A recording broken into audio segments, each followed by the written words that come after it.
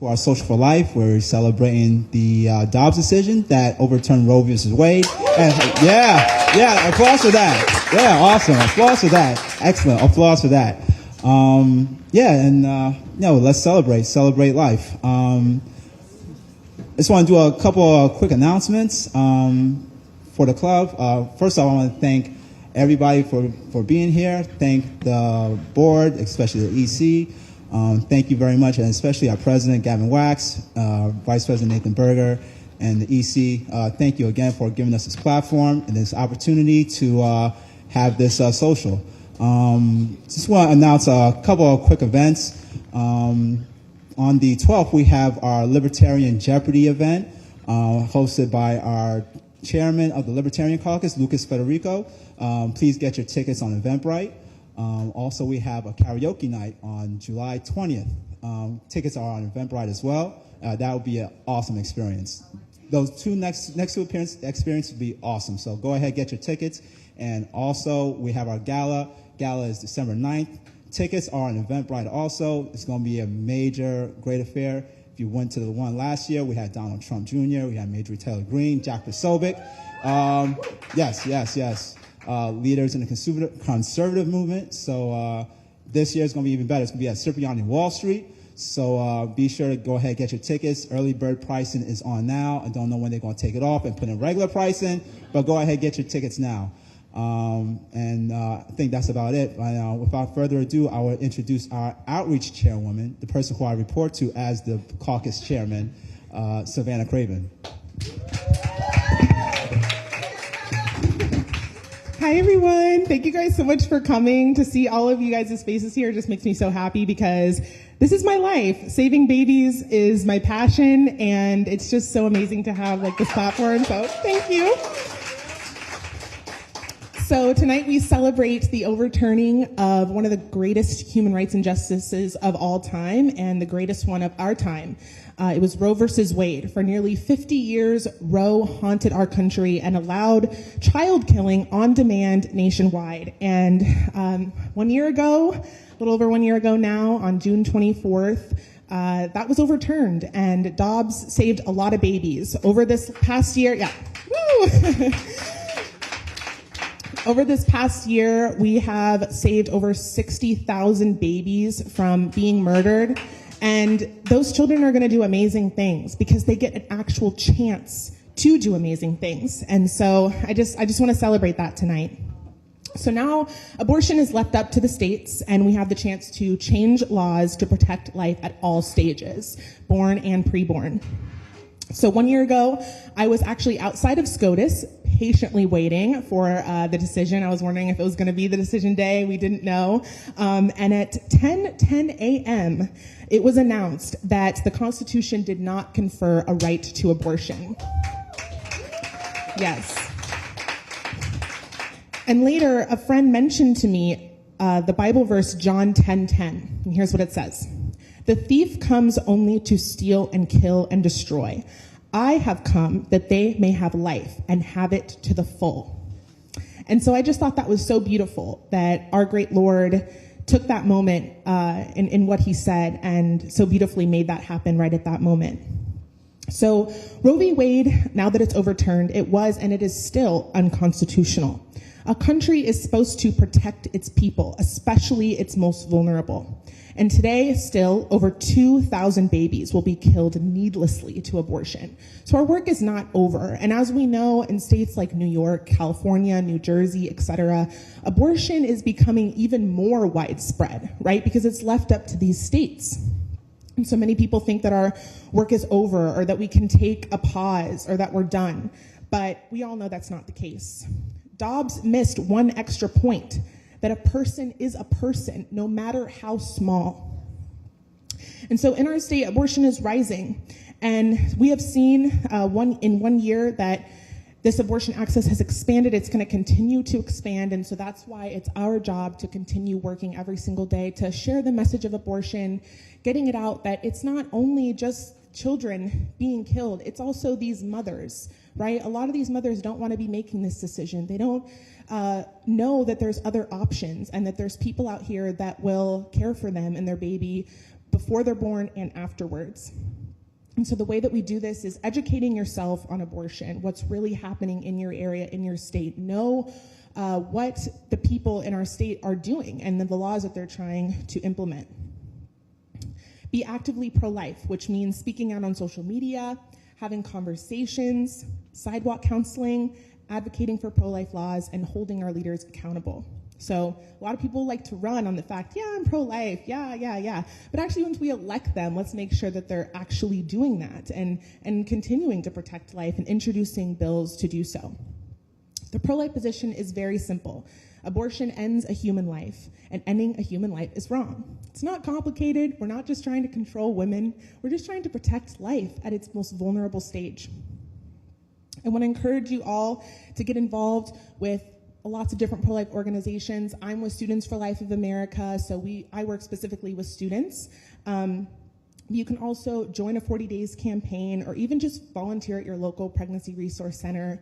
Donating is another great thing, dropping off diapers, calling to see what they need. It's really, really simple. And my message today with this is, if not you, then who? Who is going to do it, right? If we just sit back and say, well, yeah, I'm pro-life, I support people that do this work, it's like, no, you actually got to do something about it. So these innocent babies, these innocent defenseless babies and their mothers need us, and we can't stop fighting until every single human has the right to be born. So to Roe being gone forever. Thank you. So I have a couple great speakers tonight. My first speaker is Bernadette Patel. She is an amazing sidewalk counselor, and she's with Red Rose Rescue, and she's a full-time pro-life activist. We often sidewalk counsel together at the Crazy Witness for Life every first Saturday in Manhattan. Gets pretty rowdy, so please welcome her.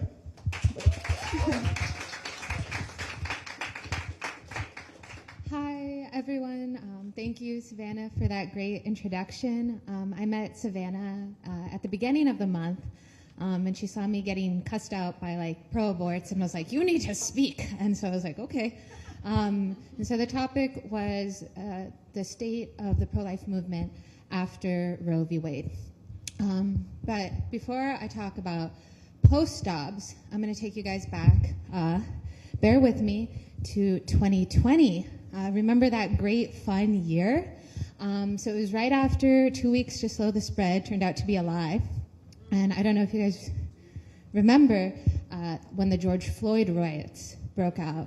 And we saw people smash windows, burn down buildings. My sister lived in Oakland, one of the most dangerous cities in America. And she lived right next to the police station because she thought she would be safe by a police station. Turns out not so when the riots broke out. The whole block was covered with glass for 2 weeks. She could not take her dog for a walk. Medication she needed, she could not access because they looted the CVS. Every day was kind of like a debate of should we go there, take her, bring her back to somewhere safer? It was a very scary and horrifying time, and I think all of you guys, especially in New York City, it was worse in New York City, remember it. I think one of the worst feelings, though, of those riots was that no one was held accountable. No one was arrested. No one was charged. The FBI, the DOJ, those in power that we pay to protect us looked the other way when this happened. And so, why do I mention that? And why am I bringing that up? How does this have anything to do with pro-life? So fast forward from 2020 to February of 2021. I look on Instagram, and one of my friends, kind of the more radical pro-life side, announces that the FBI had come in, raided her home, and had took her. And I was like, whoa, what did she do? And then a little bit later, I see a text message on my phone from one of my friends. They took my mom, Joan Bell, who is a famous pro-life activist. You can look her up later. So in the span of a couple of hours on that fateful February morning, 9 of my friends were taken by the FBI, charged with facing 11 years of federal prison and $250,000 worth of fines. What was their crime? Did they burn down McDonald's like they did in the Bronx? Did they tag the cathedral?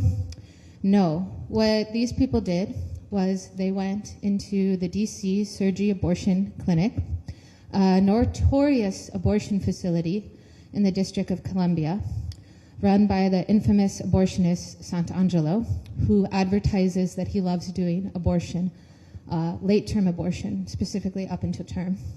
They went in, offered women roses, the chance of assistance, financial, monetary, whatever they needed. When the police came, they simply tied their arms to the chair and said, "We are not leaving because there are children dying here." And for that, they can face 11 years in federal prison. Fast forward again to July 7th, 2021. One of my close friends, Father Fidelis Mashinsky, you may have seen his name in the New York Post. He was even featured in a news article in BuzzFeed. After the Dobbs decision, he went to Hempstead Planned Parenthood and simply put 2 locks, or maybe a couple more, on the gates of the abortion facility and just tried to talk to women to see and let them know the beauty of life that they have, that there are resources available for them, that there is hope for them. When the police came, he quietly and peacefully and prayerfully lied down in front of the gate to try to keep them from unlocking it for as long as possible. He was sentenced to 6 months in federal prison, and he is in Nassau County Jail right now. And so this is the state of the pro-life movement in America. We are being persecuted everywhere we turn. If it isn't from protesters in the streets, it's from our own government, who has sworn to protect us. Savannah mentioned the Witness for Life. I don't know how many of you guys know what that is. Basically, for around more than 10 years, we have been peacefully having Mass at Old St. Patrick's Cathedral. After Mass ends, we walk 2 blocks to the Bleecker Street Planned Parenthood, pray 4 rosaries, and then walk back praying the Divine Mercy Chaplet. For the longest time, it was a nice thing to do on Saturday. It was peaceful. There was a great witness. We had turnarounds. But after the election of Amy Coney Barrett, something changed. And we started getting really horrific protesters. It started in Brooklyn. They smashed their posters on my priest's face. They've pinned me to the wall. The police had to get involved in Brooklyn. The last one we did in Brooklyn, 2 were arrested. Then they started coming to Manhattan. Their numbers slowly started to die out because they're anarchist and they get bored easily. But then the Dobbs decision happened. And so things became really, really, really intense. In August, 5 of them were arrested. One of their members, and you can look her name up, Teresa Yin Shun, she was charged with terrorism charges to try to stop Cop City in Atlanta. She comes frequently to New York City to terrorize us. She pushed one of my priests against the wall, as well as one of my pro-life friends, who is 60 years old. Her ribs were bruised so badly she thought she broke them. While there was 5 arrests, the people who filed police reports never had a follow-up. They never were interviewed. They were never asked any questions. And from what we can tell, there was no justice done. September, there was no arrest. October, there was no arrest. November, 2 were arrested. And then December, 7 were arrested. One of them pushed me against a wall. I fell through the door. The police officer was horrified and pressured me to make a police report. I asked, what will this do if the DA is not going to charge them and if no justice will happen? And he was speechless. So the pro-life movement is struggling because we have 2 issues on both sides. We have radical groups of extremists who see this kind of as their religion, that we're touching on their fundamental right to kill their unborn. And so they go after us with everything they have. And then we have the other end of the spectrum. Our tax money goes to police that won't do their job, to DAs that look the other way, to an administration that instead of protecting us, actively tries to imprison us, yet looks the other way when this white substance is found in the White House. I wonder who left that there. It's crazy. It's still a mystery. And so this can be a cause for despair. To think, like, what's the point of praying? What's the point of putting myself in danger? What's the point of any of this? And I would say to save a life, to save an unborn human life. And so many of you, I'm going to guess, probably don't consciously think about abortion. You probably grew up in very conservative households. You were raised pro-life, but you don't really know many people that have had it. Maybe it was something like somewhere in passing. But we have all been affected by abortion. 1/3 of our generation is gone because of abortion. That is 1/3 of people that you know, that you could have cared about, that could have been your brother or sister or best friend or future spouse, is gone like that. And it's not just the people you could have known, it's the people that it affects, right?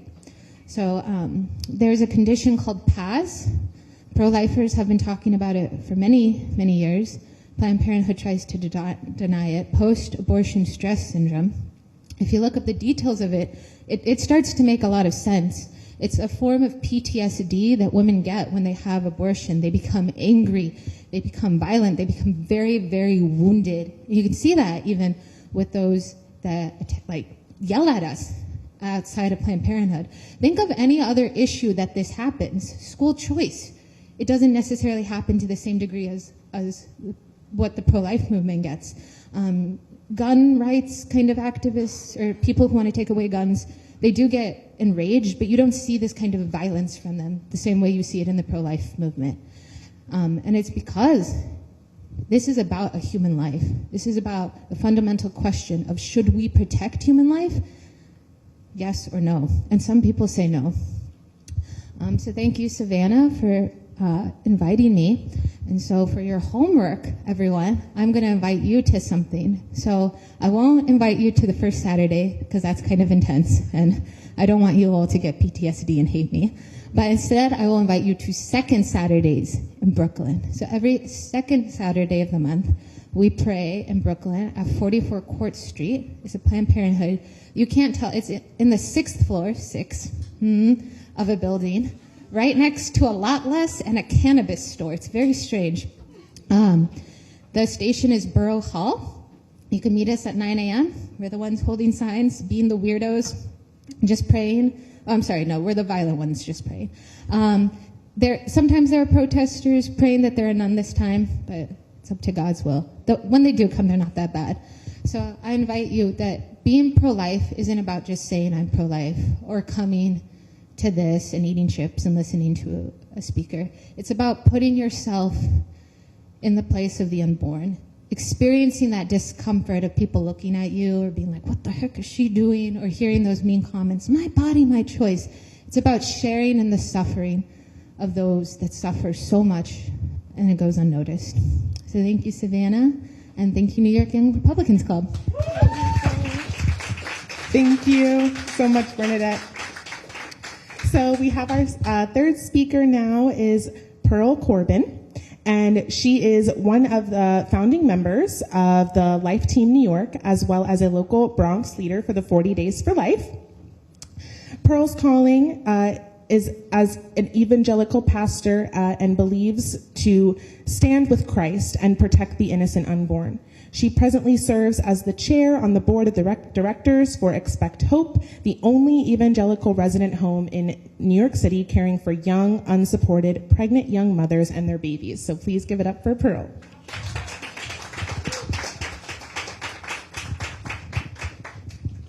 Thank you so much, Savannah, for introducing me and being so kind and inviting me for tonight. It's wonderful to be with you. Now, I'm not an evangelical pastor, but what I do is I share this whole message with evangelical pastors and trying to get that message across about life. One of the things that I'm going to start off with is that even though that we hear a lot of the negative things that are going on, How many of you would like to hear that there has been an abortion facility closed in New York City? How many would like to hear that? And not just anywhere, but in the borough that has the largest amount of abortions being done, in the borough of the Bronx, where I come from. So give it up. Let's thank God, because if God can close that one, he can close other ones. And that's what we need to understand. Yes, there's a lot of evil stuff going on. There's a lot of violent things going on. But in the middle of all of that, God is moving. I remember I was asked to be a speaker at March for Life, New York. This was in Long Island in 2022. I was one of the many speakers. And when I got up, I could see some of the faces were like, is she really saying that? Because what I had said is that I really believe, this was about June the 2nd, 2022, I really believed that Roe v. Wade was going to be overturned. And the reason that I said that, I had believed it, number one, but number two is because God is the God of justice. It really kind of infuriates me when I hear the other side, the left to the left to the left, talking about social justice. We wouldn't even know what justice was all about if we did not know about God. If we did not know biblical justice, we don't have an understanding of what justice is. Now, I can't really get into it, and I did ask Savannah not to share some of the bio that I have, but I can tell you this, that I've been ministering in a closed nation for many years. And so I understand the fact that we think, all of this socialism and communism is just a wonderful thing.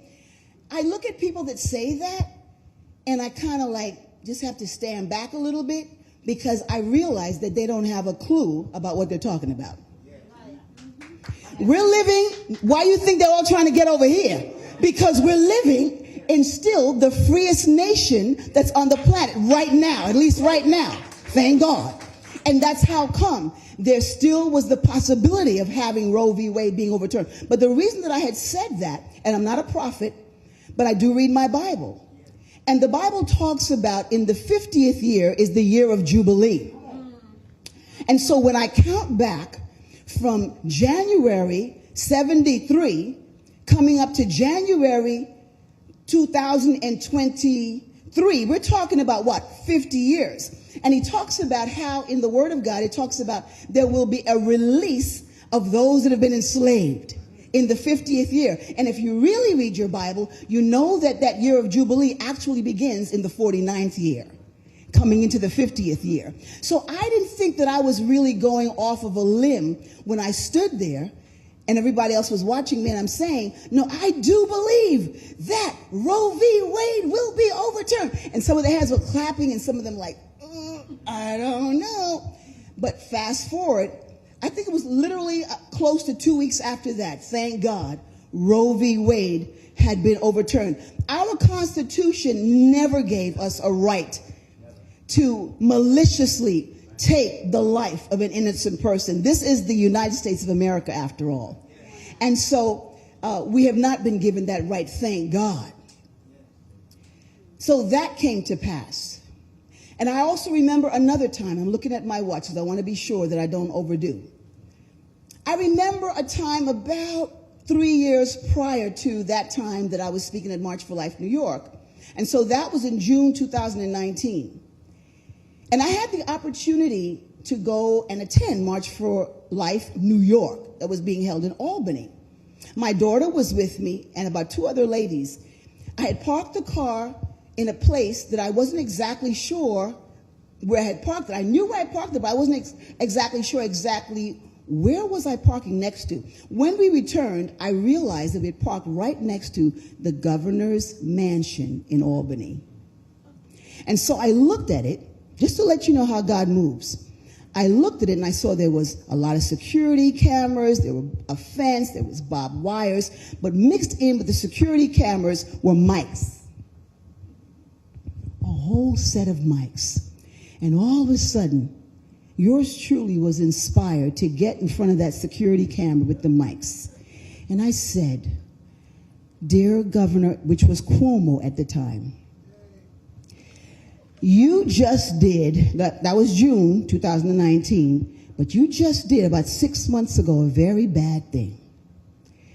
You were so happy and you were so gleeful and you were so joyous, so much so that you even lit up the Empire State Building, the Kosciuszko Bridge, the Alfred E. Smith Building in Albany, in rejoicing that you pushed through the ability to take the life of an innocent baby developing in the womb of his or her mom up until the day of their birth. You're so excited about that. But I'm going to tell you, sir, with all due respect, it's not too late to recant. It's not too late to turn this thing around. You can go back to your colleagues in Albany and say, look, I had a change of heart. I got a change of mind. Because I said, if you don't do that, trust me, you're going to pay the price. That was June 2019. June 2019. I think it was by August 2020, he was resigning before the time. Don't play with God, because he is God and he is holy. And I remember also saying, my daughter's a witness, that, you know, you're going to bring a curse upon New York if you continue this path. And what were we called by August 2020? The epicenter of the pandemic. But see, we got to start connecting the dots. I'm going to tell you about 3 things tonight. I'm going to use the acronym FIT, F-I-T. The first thing is we need to stay focused, because we already know that we're on God's side. We're on the right side. We're on the side of life. Savannah read it from John chapter 10, verse 10. Jesus comes to give life and that in abundance. The enemy comes to kill, steal, and destroy. But he said, I come to give life in abundance. And so you hear about how this place has been shut down. That was perhaps one of the oldest, if not the oldest, abortion facilities in the Bronx, New York. When you passed that place, there was no sign saying women's center or women's health or abortion clinic. No, it didn't say that, but it had a huge address. See, they already know that what they're doing is evil. They already know that what they're doing is not right. So this particular one bragged on their website, we have been servicing women for more than 52 years. Yeah, you've been servicing women, all right. But the man who owned the place was a Jewish man, obviously not a devout Jewish man, and they were doing the surgical operations, guess when? On Saturday, on the Sabbath.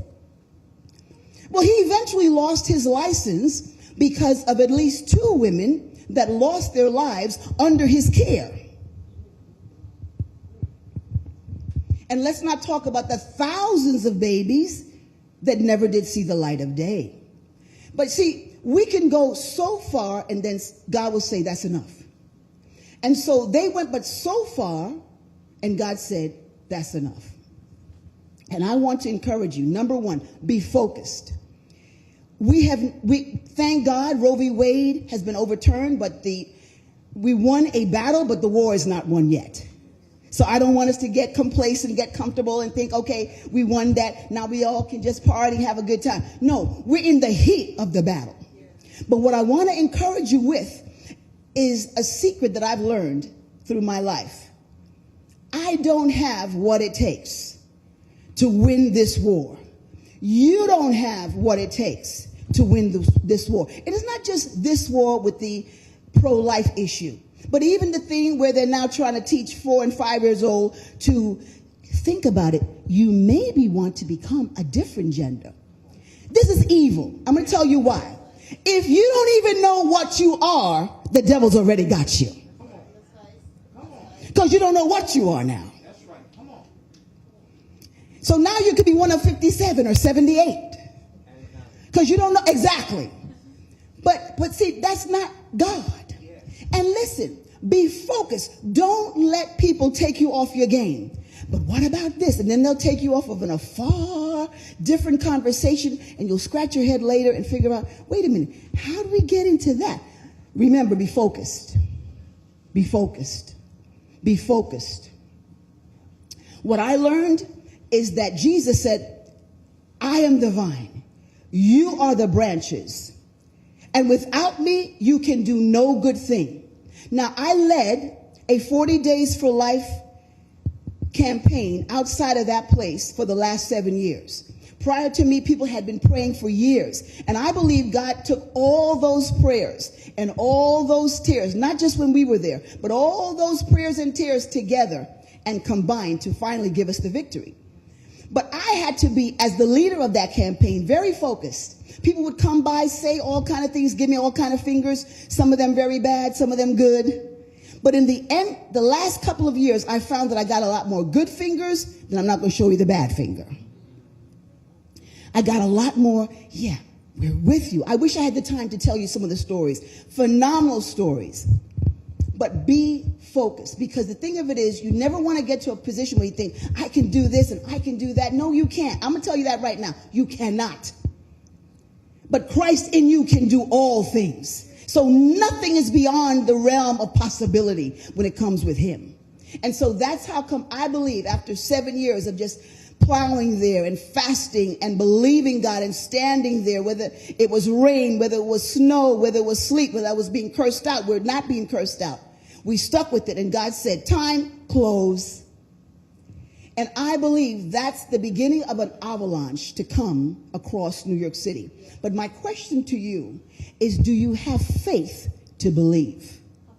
Do you have faith to believe that God's not only able to close that one in the Bronx, but others are going to soon follow? Do you know that when I started, people told me, oh, Pearl, you don't need to come here. We already got people coming here and praying for years before you got here. And so I had to be steadfast, and I had to be quiet in my spirit and discern, Lord, okay, what are you saying? Because if you're saying to leave, then I don't need to be here. But what are you saying? So number one, I didn't even mean to talk like this, but I know it's God. I know this is a New York Republican meeting. I understand that, and the young Republicans, but I'm here to speak to you because I've been young. And I've been serving him since I'm young. So I've seen some things. And I've not just lived in America. I was born and raised in the Bronx, but I have not just been here. I don't have the opportunity to tell you, but I've been to some places that you would not believe. And so I've seen some things. And I can tell you that the God that we serve, he's big, but he's bad. He's terrible. Don't mess with him. Don't mess with him. The other thing is be intentional. We're talking about fit. Be focused. Don't let anybody get you off your game. You know what God's called you to do, Savannah. You be focused. And don't let anybody, no matter how nice, no matter how convincing, get you off your game, girl. Be intentional. I'm not just here to play games. I'm here for the kill. For the good. I'm here for the kill. Because sometimes these people will talk to you and, but that's my friend. And I don't want them to feel bad. It's not about them feeling bad. Are they promoting life or are they promoting death? We've become a nation of liars. Come on. Let's just get real. We become a nation of liars. So now we have in the public school that they're lying to the children. Straight up lying. And let me just give you a little secret. If you have a child, 3, 4, 5, 6, 7, a little bit older, and they've been given pornographic material, do not go to the school board. Do not go to the principal. Do not go to, all these other people. Go straight to the police. Come on. You preach. I am. You know why, brother? Because this is a crime. It's on the books. You're not supposed to show pornographic material to the little children. But we've been so, let's just all be nice. Look, the devil is out for the kill. He's out to take you away from your destiny. He's out to take you away from your God-given purpose. I'm talking to the 19. I'm talking to the 20. I'm talking to the 21, the 22, the 17, the 23. I'm talking to you if you're 26, 29. You will never be this way again. You're only going to be 29 1 year. You're only going to be the age that you are this time. This time next year, you'll be another year. Make this year as dangerous to the devil's camp and as powerful to the kingdom of God as totally possible. Be intentional. Lastly, be tenacious. Be tenacious. Don't be, wishy-washy. The devil loves wishy-washy. He loves compromise. He loves, I could be this way today and I could be that. It all depends on the weather. No, thank God he doesn't deal with us like that. And he said, I believe it's in Mark 9:23, that all things are possible. Somebody asked me, somebody high in the pro-life arena, I won't tell you who, they asked me, do you really think it's possible for, and it's a sincere question, I don't fault them, but it's just a question. Do you think it's really possible to end abortion in New York City? Come on, we're the capital. Let's just be real. We're the capital of abortion. It was Margaret Sanger who came to New York and who was a New Yorker that started this filth here. She was the one who the people in the Nazi regime, they adored her. She was one of their champions. And she was from New York. Wicked, wicked, wicked, wicked individual. It's almost like she put a curse. She was the one who went to the pastors, the ignorant black pastors, and tried to get them to come along with the program, give them some money. I'm not going to get into it because I don't want to never be asked, say, well, we can never ask her back. But the same kind of mentality was talking to some of the pastors just a few years ago to open up their churches and get them using the pestilence jab and the snake bite. The same pastors. Maybe it was their descendants. I don't know. But be tenacious. Got one aim in view. Why do they want to take the lives of the little ones? Because God created them to worship him. This is not just that people want, things are so crazy. I remember I'm way over the time now. Woo, sit down, Pearl. Way over the time. Oh, man. Okay, this is it. I was down by Planned Parenthood on Bleecker Street before we started our campaign, so years ago. And one woman so foolish, you know what she said? Well, everybody's entitled to have an abortion. Y'all are you don't even know what you're saying. Be fit. God bless you. Thank you, Pearl, so much. That was amazing, right? Okay, so now we're going to do a little Q&A. So if any of you guys have questions, you can feel free to ask. I'll sit here.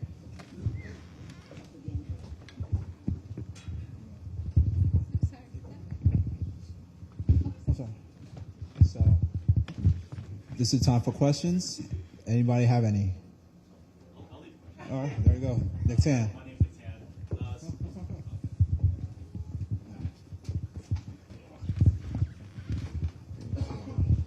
Well, I'm definitely not as well dressed as you guys, but I'll manage. Yes. So I want to ask, so it seems like, I'm a 90s kid, and the world that I grew up in is very different from the world today. And I feel like the Overton window has been creepingly moving further and further left, not just in politics, but also in culture and in media and entertainment. The pro-life movement has become much more of a difficult fight, but we've always had our upsets, whether it be just as recent with the SCOTUS decision. My question for you is, I feel like the fallacy of us as conservatives is that we always make these like rare victories and then we kind of lose momentum. How do we keep up the fight and not allow the left to like roll us back?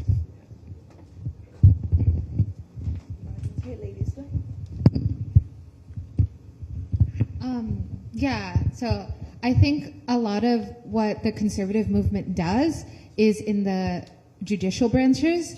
And so it's not it's not visually seen. So like with the Federalist Society and just filling the Federalist judges on the federal courts as well as the Supreme Court, that's not something that you go to rallies for. That's not something that you have marches for. And so I think the conservative movement doesn't put a lot of emphasis on activism, but more on the judicial legislative branches. So Friday, we got a very big win.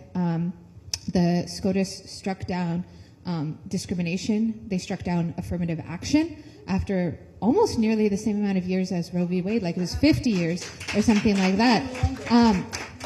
How many of you ever seen an affirmative action march or like march against affirmative action? How many of you have ever went to a go against affirmative action rally? And so I think, especially with conservatives, we definitely put a lot more emphasis instead of on cultural issues and going out there on kind of like the bottom of like filling judges, changing minds with people in power. It works. It works in terms of laws. It doesn't work in terms of like the Overton window, which you said. However, I think the pro-life movement is the only one that's different. It's really, the conservative movement has put a lot of emphasis on making pro-life kind of, in a sense, reasonable. Like if you meet a conservative on campus and they say they're pro-life, like obviously they'll get kickback and things like that, but it's kind of like accepted. Like you're conservative, you're pro-life, or you're Christian, you're pro-life. Not so much the same with like same-sex marriage or affirmative action. People get mad at you. They're like, why? You don't agree with that and stuff like that. So I think like with conservatives, I would really say like making sure you're loud about these things and really like discussing, most importantly, knowing the facts of what you're talking about. So like with affirmative action, you'll hear people say, well, like Clarence Thomas wouldn't have gotten in without affirmative action. That is a bold-faced lie. You don't know that. He is a smart, intelligent man. He could rely on his own merit and things like that. So I know it's difficult, but be loud about your beliefs. Like with my coworker, they know me as like the pro-life person. And like, be that person, because you will be telling them that there are people that have these beliefs and they exist and they are the majority. Great. Any other questions? Oh yeah, Dion. Come on up, Dion. I don't want to be on camera because I'm ugly. Whatever. Hello, everybody. I'm Dion Powell. Thank you. Some of you may know me, some of you may not. Now, here's the most important question for me. Where can we get abortion data? For example, I'm hearing rumors that in New York City, the black women are having more abortions than having babies. But they said that was fake news. So where can I get the abortion data? Oh, well, I mean, I would say you can go right on the Guttmacher Institute, which is literally like the people that do Planned Parenthood statistics every year. They're out there and they're clear to see. And the really sad thing is that although black women are only about 8 to 9% of the population, we're sold over 34% of abortions. And there's over 20 million of us missing since 1973. As a lot of you guys probably know, like Pearl had mentioned, abortion is here because of Margaret Sanger. She was a eugenicist, a proud racist, and she founded Planned Parenthood. And like you were saying, she sent these black pastors out into the community, wanted to give birth control, saying, oh, you don't need to have children, things like that. And even though that Margaret Sanger has died, every single year we're getting more and more and more Planned Parenthoods and abortion facilities within walking distance of minority communities. 88% of their mega facilities are within black and minority communities. They're still racist. They still want to kill us off. And so it's just so interesting that the same party that came up with slavery and that defended people like the Nazis are the people that defend abortion. Yet they're the ones that claim, we're all inclusive. We love black people. Black lives matter. But yet you would advocate for my mother to have killed me in the womb. And so I just think that's really interesting. And it's just a really huge thing. I've had people say to me, like, and on college campuses, oh, Margaret Sanger wasn't real. Well, Planned Parenthood doesn't really go along with what she says anymore. It's like, yes, they do.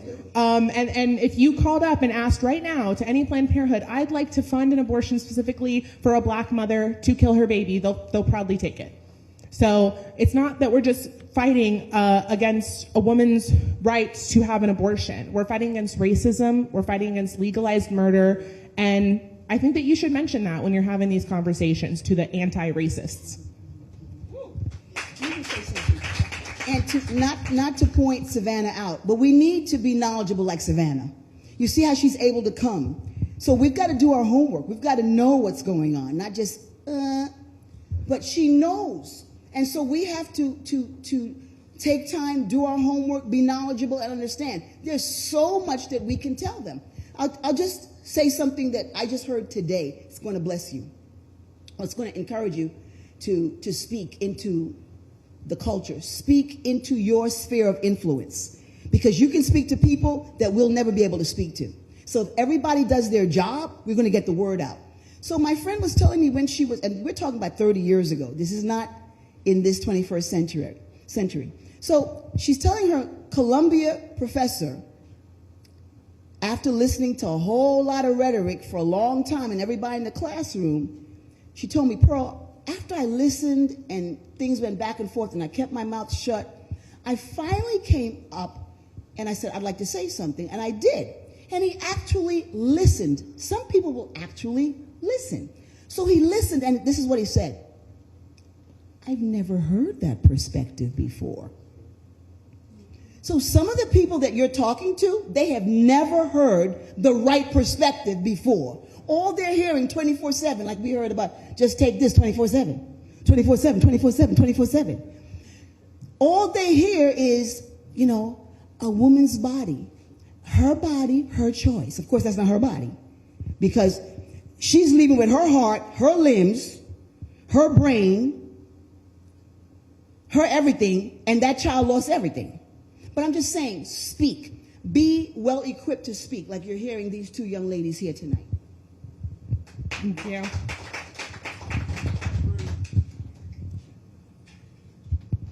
Very quickly, my name is Denzel Monk. I'm from News Christian View. And I first want to say thank you very much for the information you ladies provided for us. And you guys are heroes. If I wish I had a plaque to give you. But my question is, there's the old saying, an ounce of prevention is worth a pound of cure. All three of those topics that we talked about being recently passed in our favor in the Supreme Court should never have happened in the first place. And what's being done by us to prevent those kind of things from happening? We let them put these crazy laws into place and then take years and years and years to get them out when we could stop them before they got there. We need to strategize to do that. How are we going to do that? So if you're specifically talking about abortion, it was legalized by the Supreme Court in the 1970s, coming off the tail of the sexual revolution. When you give people unlimited, sex without consequences, they're going to expect sex without consequences. And so I think part of it is a huge cultural shift, and I see it changing right now. I think a lot of people coming from families that have divorce, blended families, have a lot of wounds. I know a lot of my friends who have faced unplanned pregnancies. When I talk to them, they ended up sleeping with a guy they knew would leave because they said, I just wanted to fill that wound in my heart. So I think it's kind of cliche, but just loving people and helping them heal those wounds and helping them not to get to this point of wanting an abortion. Yeah, I was going to say the same thing. We don't value human life in our society nowadays. I mean, it doesn't even matter if one of us is standing on the sidewalk. These people will walk up to us and without a care in the world will hit us, spit at us, yell the most just disgusting, crazy things that I would never even think about saying to someone, right? And when you don't value yourself, how can you possibly value somebody else? People don't know their gender. They don't know what they want to do. They don't know what they want to be. It's like if you don't have something wrong with you or you're not dysphoric, then you're not going to fit in. No one's going to think about you, care about you, be concerned. We have people on antibiotics and antidepressants, and all these different pills because there's something wrong with them. It's like, no wonder we don't care about each other and we can't focus on just loving people. It's because we're so messed up and we normalize this to be so normal and be depressed all the time.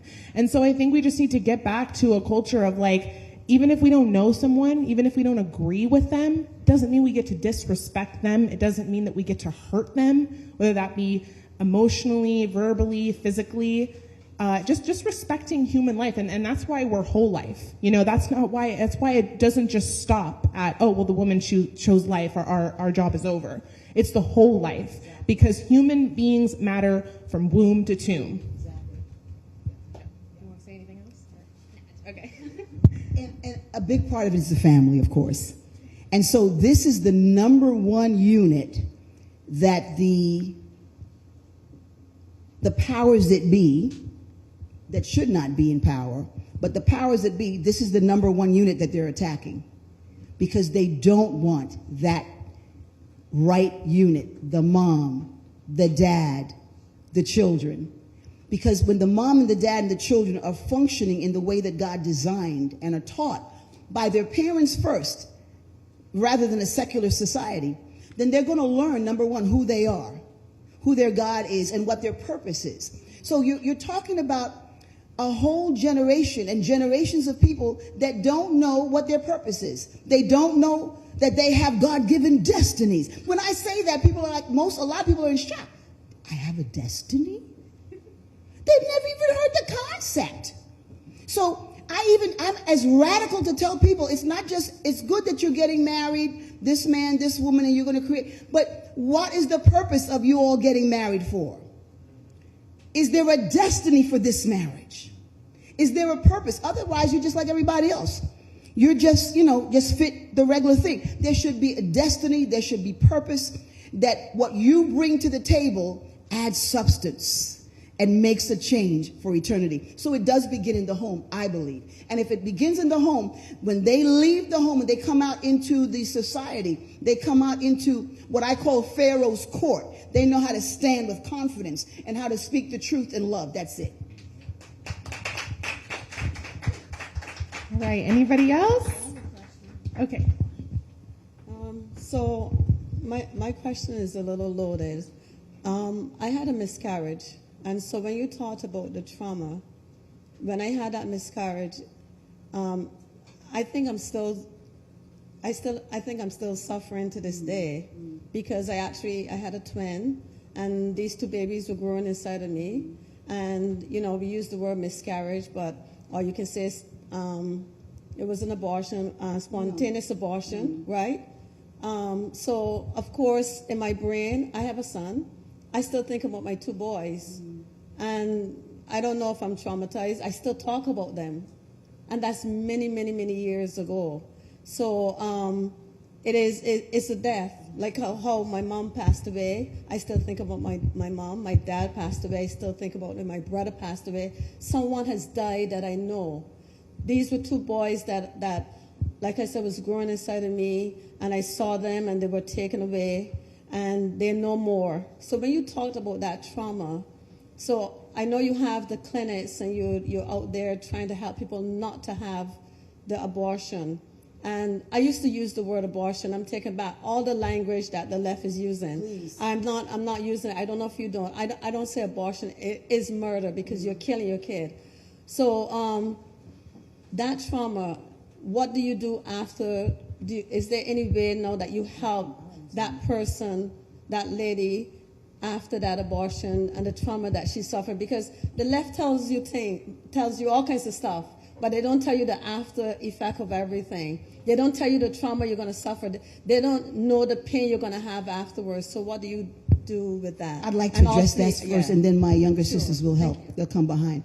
Number one, are you from where my dad was born? Call it. Barbados? Oh, gosh, I tried to hide it. Yes. Yes. Okay, so I'm going to speak to you first. Okay.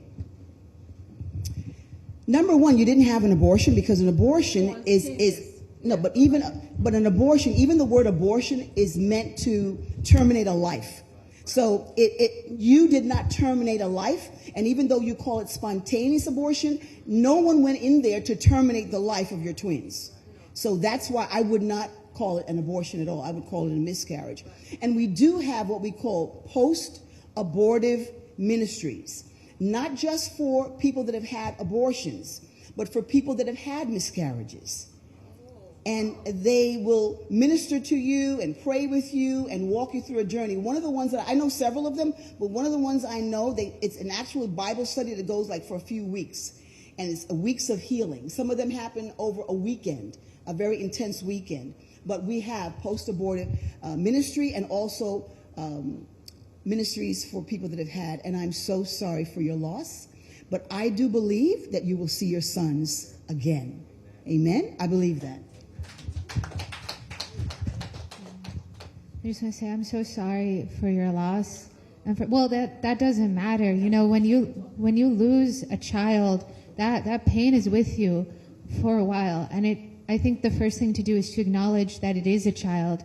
You know, one of the biggest pains with miscarriage in our society is that people refuse to acknowledge that the person is a mother. And we use language that's like, the expectant mother. No, she's a mother. Oh, you're expecting a child. No, there is a child right there in you. And so I would say, like, first acknowledge that you are a mother. Those are your sons. I've heard that it helps to name your sons. Even if you couldn't see them to give them a name, it helps with the healing process. I actually had to name them because, right, so I actually had to name one because when you have a twin, the first one usually kills the second one. So one of them lived for hours. So I had to get a birth and death certificate for them. And so I had to name them. But I have a son. So my son is replacing the two that I lost. But of course, I'm still thinking about it. But like I said, it was the trauma, and what are you doing about the trauma to help people? Because you think about it for the rest of your life. And I think also another thing, too, is with your son, he is not an only son. He has two brothers as well. And so to use this language, so like personally for me, like my mother had 2 abortions. And so I count those 2 children, those 2 babies as my brothers as well. And like when people ask me how many siblings you have, I say I have 2 brothers alive, 2 in heaven, and then 1 sister. And so it brings up conversation and it humanizes them as well. And then again, I think this is a completely normal feeling to have. You know, there's people that are 90 years old whose sons died in the war and they still think about it. We say that's normal because that's their son. And we should say the same thing with miscarriage. And so just like finally a last point, even with abortion, like you notice like when a celebrity gives her abortion story, she was like, I was 19, it was April, this is when I had it. Who remembers a surgery with that exact detail? I don't remember when I had my tonsils out when I was a little child. I don't remember like my last root canal, but you remember dates when something traumatic happens. And because miscarriage or abortion is traumatic. God bless you, and your sons are smiling on you. Again, I am so sorry for the loss of your sons, and just know that we're going to be praying for you. I think a huge thing that the abortion industry does is with that, you know, they love to use it just wasn't the right time.